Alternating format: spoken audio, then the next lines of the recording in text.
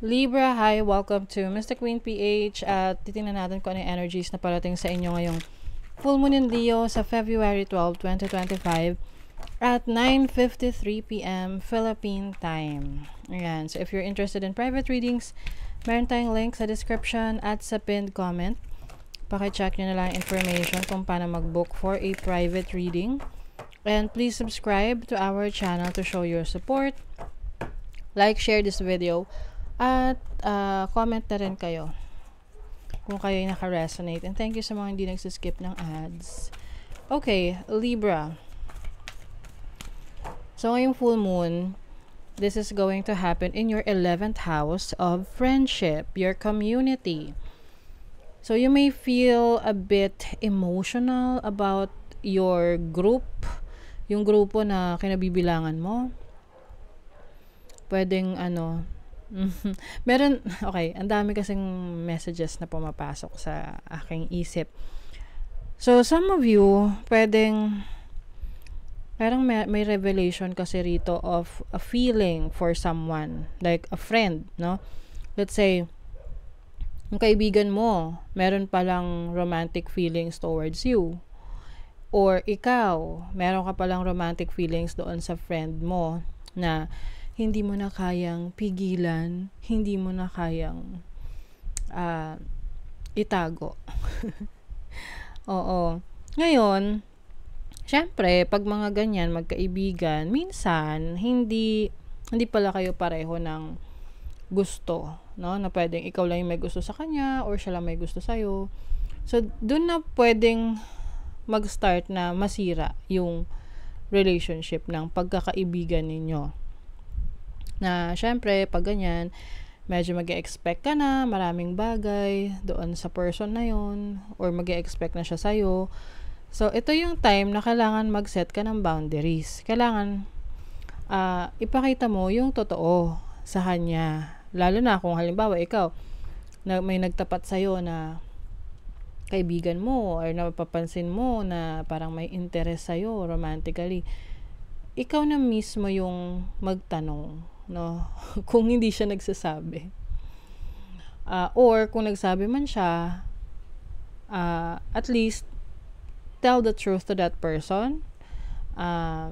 Hindi mo naman kailangan ibalik sa kanya yung parang hindi mo naman kailangan tumbasan kung ano man yung feelings na nararamdaman niya sa'yo dahil magkaibigan kayo. Kung ano lang yung totoo. Diba? Kung hindi mo siya gusto, then hindi mo siya gusto. Yung iba naman, medyo maging maingat kasi parang napapanahon to, no? Ngayon, kasi yung mga magbe-best friend na opposite sex, tapos yung may jowa yung friend nila na yon, pwedeng nagiging reason para pagselosan. So, if you are the best friend ng isang guy or girl na meron ng karelasyon, medyo dumistansya, iwasan mo na kasi pwedeng magkaroon ng issue, gulo dahil sa selos.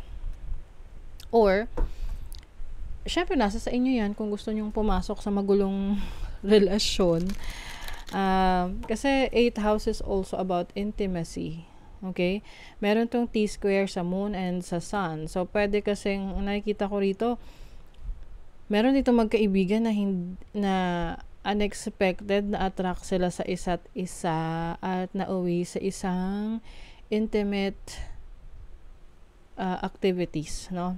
Pwede nagkaroon ng sexual connection, which is unexpected, or parang alam mo yun, bigla na lang nagkahulugan kayo nahulog kayo sa isa't isa. Medyo mag-ingat lang kasi this can really bring in troubles, no? Problema sa relationship nyo, sa connection ninyo, or even doon sa mga tao na concerned sa relationship ninyo or concerned sa inyo. And maging maingat rin sa mga yung nagpapakita ng interest sa'yo romantically pero meron pa palang ang intention pala is iba, no? Pang sarili lang pala yung motibo niya or yung intention niya. Let's say someone wants to be close to you, pero yung pala gusto lang makascore, gusto lang magkaroon gusto lang nila kayong magkaroon ng sexual connection.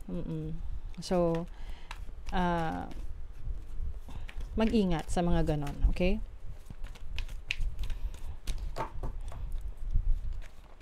Okay, let's see what else. Ace of Wands, Two of Wands, Justice card. Yes, this is your energy.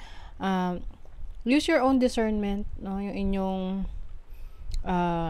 pagkilatis sa sitwasyon. Kasi maaring ano yan bugso lang ng damdamin or bugso lang ng oo, ganun, bugso ng damdamin or parang excited ka lang. See, you have the Five of Swords. Meron talaga ritong merong hindi magandang intention okay? Whoever this is, pwedeng yung kakilala mo, friend mo, or yung nagkakaroon ng interest sa'yo. May hindi magandang intention about this relationship. That might end sa losses. Diba?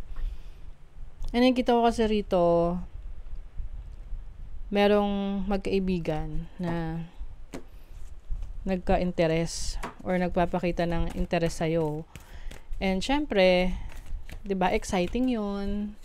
Tapos, para siyang apoy na, kumikinang, maliwanag. Pero pag hinawakan mo yung apoy na, diba, nasusunog, nakakasunog. So, be careful, okay? Be careful. Let's see. Kasi, instead na maikikip nyo yung friendship nyo, masisira, diba? Trust the universe. First quarter moon in Aquarius. Trust the universe that all will be well. Work through your feelings. Ayan. Minsan kasi nagpapadalos-dalos tayo sa mga actions natin, di natin pinag-iisipan. So, i-process mo muna yung feelings mo bago ka mag-take ng action. Halimbawa, galit, no? Diba? Minsan parang pag nakaramdam ka ng galit, magwawala ka kaagad. Which is, pwede mo namang i-contain muna, no? Inhale, exhale. Para ma-lessen mo yung epekto ng mga actions na gagawin mo. Kasi pwedeng maging violent, diba? Or meron kang mga magawa na out of your parang bugso ng damdamin. A time to give rather than take. New Moon in Virgo. Time to give rather than take. So, ito yung time na hindi muna magiging makasarili, no? So, it's like letting go of the things na alam mong hindi makakabuti sa'yo in the long run, no? In the end. Okay? So, that is your reading, Libra. Thank you so much. See you again.